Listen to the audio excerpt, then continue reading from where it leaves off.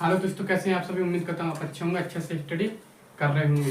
तो इस क्लास में हम पढ़ने वाले हैं क्लास 10 केमिस्ट्री है 1 रासायनिक प्रक्रिया एवं समीकरण। तो ये वीडियो पार्ट 2 है। वीडियो पार्ट 1 डिस्क्रिप्शन में डाल दिया गया है, ठीक है, उससे जाके देख लेना। तो चलिए इसे शुरू करते हैं। वियोजन अभिक्रिया। वियोजन अभिक्रिया क्या होती है? वह अभिक्रिया जिसमें एक अभिकार विघटित अथवा अपघटित होकर दो या दो से अधिक उत्पाद बनाता है, वियोजन या अपघटन अभिक्रिया कहलाती है। वियोजन निम्नलिखित प्रकार की होती हैं। पहला ऊष्मीय वियोजन, दूसरा विद्युत वियोजन, तीसरा प्रकाश अपघटन अथवा प्रकाश रासायनिक अपघटन। तो वियोजन अभिक्रिया कितने प्रकार की होती है? 3 प्रकार की। ये इस प्रकार है: ऊष्मीय वियोजन, दूसरी विद्युत वियोजन, तीसरा प्रकाश अपघटन।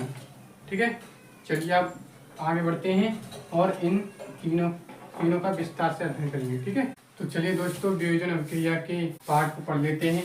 तीनों वियोजन अभिक्रिया के बारे में पढ़ लेते हैं। तो पहली है ऊष्मीय वियोजन।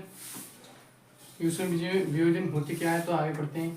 इसमें अभिक्रिया अभिकारकों के अपघटन हेतु ऊष्मा के रूप में ऊर्जा का प्रयोग करती हैं, जैसे CaCO3 सॉलिड, ये ऊष्मा का प्रयोग हो रहा है। CaO सॉलिड प्लस CO2d यहाँ गैस बन रही है। ठीक है, फिर अब दूसरा आता है हमारे विद्युत अपघटन। इसमें अभिक्रियाएं अभिकारकों के अपघटन हेतु विद्युतीय ऊर्जा का प्रयोग करती हैं, जैसे 2H2O हाइड्रोजन ऑक्साइड है, 2H2O। विद्युत अपघटन, इसमें अभिक्रियाएं अभिकारकों के अपघटन हेतु विद्युतीय ऊर्जा का प्रयोग करती हैं, जैसे 2H2O L जो विद्युत धारा यहाँ प्रयोग हो रही है, 2H2G प्लस O2G। ठीक है, अब आती है हमारी तीसरी वियोजन अभिक्रिया। तीसरी वियोजन अभिक्रिया क्या है वो भी हम समझ लेते हैं। प्रकाश का अपघटन, इसमें अभिक्रियाएं अपघटन हेतु प्रकाश ऊर्जा का प्रयोग करती हैं, जैसे 2AgCl सॉलिड है ये, और सूर्य का प्रकाश का प्रयोग हो रहा है 2Ag सॉलिड प्लस Cl2G। ठीक है, अब तुम्हें समझ में आ गया होगा। तो चलिए अगले कॉन्सेप्ट पढ़ते हैं। हमारी अगली जो अभिक्रिया है वो है विस्थापन अभिक्रिया। ऐसी क्रियाएं जिसमें अधिक अभिक्रियाशील पदार्थ कम अभिक्रियाशील पदार्थ को उसके योग्य से अलग कर देता है, विस्थापन अभिक्रिया कहलाती है। जैसे Fe को हम लोहा कहते हैं। ठीक है, Fe सॉलिड है, ये ठोस है, प्लस में CuSO4, ठीक है, एक यू में कॉपर सल्फेट है ये। ठीक है, और इसने क्या किया कि विस्थापन कर दिया, जैसे Cu को अलग कर दिया, Cu को तो अलग कर दिया, Cu के स्थान पर Fe आ गया, मतलब Cu का स्थान Fe ने ले लिया। इसी को कहते हैं हम विस्थापन अभिक्रिया। ठीक है, ये मजबूत पदार्थ है और ये जो है कमजोर पदार्थ है, इसलिए कमजोर पदार्थ को लोहा ने क्या कर दिया, अलग कर दिया, कॉपर को अलग कर दिया, और कॉपर का स्थान लोहा ने ले लिया। इसी को कहते हैं हम विस्थापन अभिक्रिया। तो चलिए आगे बढ़ते हैं। आगे है द्विविस्थापन अभिक्रिया। ऐसी अभिक्रिया जिसमें अभिकारकों के बीच आयनों का आदान प्रदान होता है, द्विविस्थापन अभिक्रिया कहलाती है। जैसे Na2SO4 एक यू में सोडियम सल्फेट कहेंगे इसको, Na2SO4 को हम सोडियम सल्फेट कहते हैं। ठीक है, प्लस में BaCl2 को हम बेरियम क्लोराइड कहते हैं, एक यू में है ये। ठीक है, और BaSO4 ये बेरियम सल्फेट है। इसने क्या किया कि इनमें आयनों का आदान प्रदान हो गया। ठीक है, इनमें Na2 में और जो B जो है इसमें आयनों का आदान प्रदान हो गया। ठीक है, प्लस में 2Na sodium chloride, 2NaCl sodium chloride कहेंगे इसको। ठीक है, अब हम आगे चलते हैं। ये तो क्लियर हो गया, उम्मीद करता हूँ आपको ये अच्छा लगा होगा।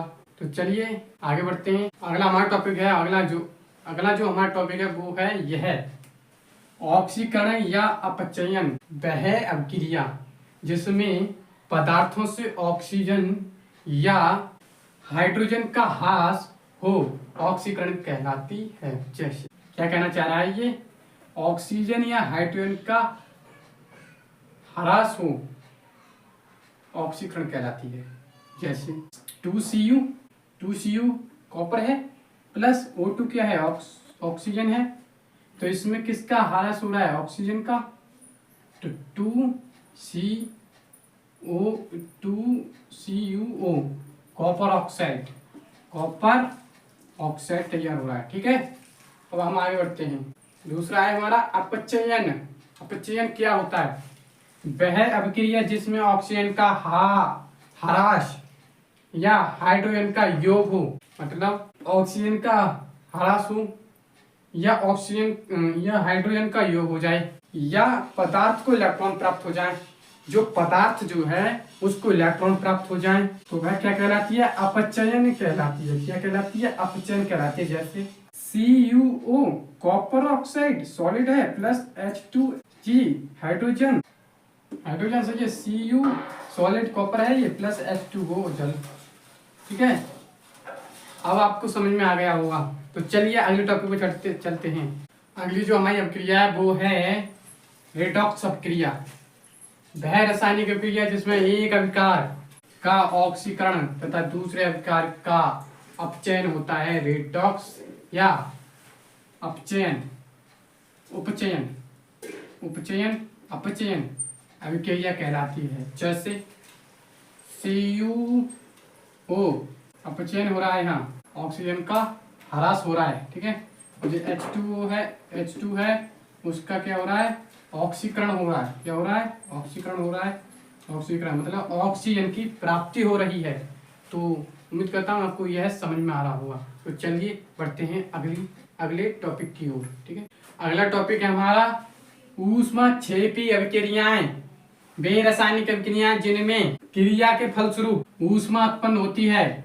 जब क्रिया होती है तो ऊष्मा उत्पन्न होती है, ऊष्मा अभिक्रियाएं कहलाती हैं। क्या कहलाती हैं, ऊष्माक्षेपी अभिक्रियाएं कहलाती हैं। जैसे CH2 ये मेथेन है प्लस में 2O2 जो ऑक्सीजन है। ठीक है, ये दोनों गैस हैं, मिलाकर क्या होता है CO2। क्या होता है CO2G, ये कार्बन डाइऑक्साइड, और CO2G कार्बन डाइऑक्साइड। ठीक है, अगला टॉपिक है वो है हमारा यह ऊष्माक्षेपी अभिक्रियाएं, वे रासायनिक अभिक्रियाएं जिनमें अभिक्रिया के फलस्वरूप जब अभिक्रिया होती है ऊष्मा उत्पन्न होती है, तो ऊष्माक्षेपी अभिक्रियाएं कहलाती हैं। क्या कहलाती हैं, ऊष्माक्षेपी अभिक्रियाएं कहलाती हैं। जैसे CH2 मीथेन प्लस में 2O2 ऑक्सीकरण। ठीक है, और CO2G carbon dioxide plus H2O जल प्लस में ऊष्मा, यहाँ ऊष्मा उत्पन्न हो रही है। तो चलिए पढ़ते हैं अगले टॉपिक की ओर। तो दोस्तों हमारा अगला जो टॉपिक है वो ये है ऊष्मा शोषी अभिक्रियाएं, वे रासायनिक अभिक्रियाएं जिनकी प्रकृति में कुछ ऊष्मा का शोषण होता है, ऊष्मा शोषी अभिक्रियाएं कहलाती हैं। जैसे 2HgO यह है मर्क्यूरिक ऑक्साइड, ये सॉलिड है मतलब ठोस है, यह अवस्था को दर्शाता है। ठीक है, प्लस में ऊष्मा की क्या हो रही है, प्रवृत्ति हो रही है यहाँ। ठीक है, और 2Hg मरकरी है ये, और प्लस में O2 ये ऑक्सीजन है। ठीक है, अब हम अगले टॉपिक पढ़ते हैं संक्षारण, जब कोई धातु अपने आसपास अम्ल या आर्द्रता या पानी, ठीक है, पानी लिखा नहीं है, पानी आदि के संपर्क में आती है तब ये संक्षारित होती हैं, और इस प्रक्रिया को संक्षारण कहते हैं हम। जैसे किसी लोहे पर जंग लगना, तांबे के ऊपर पत्थर चढ़ना, ठीक है, चांदी के ऊपर काली पर चढ़ना, और तांबे के ऊपर हरी पर चढ़ना आदि ये उदाहरण। जैसे लोहा पर जंग लगना, चांदी पर काली परत चढ़ना, तांबे के ऊपर हरी परत चढ़ना आदि उदाहरण हैं। ठीक है, अब हम आगे बढ़ते हैं। तो इसी को ही हम क्या कहते हैं, संक्षारण कहते हैं। अब हम आगे बढ़ते हैं, अगले टॉपिक में बढ़ते हैं। अगला टॉपिक जो है हमारा वो यह है विकृत गंधिता। जब तेल तथा वसा युक्त खाद्य पदार्थ उपचयित हो जाते हैं तब ये दुर्गंध में हो जाते हैं तथा इनका स्वाद परिवर्तित हो जाता है। यह घटना क्या कहलाती है, विकृत गंधिता कहलाती है। जैसे दुकान पर जो थैली में आती हैं कटोरी कुरकुरे, ये ज्यादा दिनारे हो जाते हैं तो इनमें क्या आ जाती है, दुर्गंध में हो जाती है। ये तेल में युक्त होते हैं तो इनमें दुर्गंध आ जाती है, मतलब ज्यादा दिनारे हो जाए तब। तो इनको सुरक्षित रखने के लिए क्या किसकी आवश्यकता होती है, नाइट्रोजन की आवश्यकता होती है। जब नाइट्रोजन इसमें से थैली में से निकल जाती है तो क्या हो जाती है, बेकार हो जाती है। कटोरी कुरकुरे ये मौजे आदि पापड़ फापड़ आती हैं, ये दुर्गंध में हो जाते हैं। तो इसी को हम क्या कहते हैं, विकृत गंधिता कहते हैं।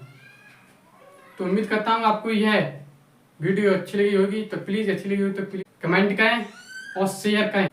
जय हिंद।